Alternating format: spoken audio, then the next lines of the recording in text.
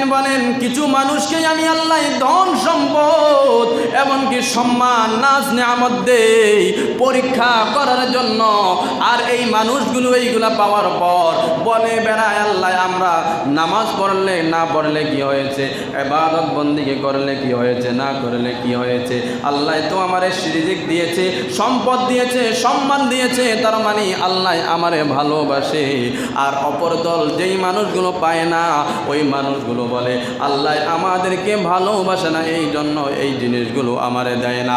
আমার আল্লাহ বলেন, বান্দা যারে আমি সম্মান দিয়েছি, ইজ্জত দিয়েছি, এটাও তার জন্য পরীক্ষা। আর তোমারে আমি আল্লাহ দেই না, এটাও তোমার জন্য পরীক্ষা।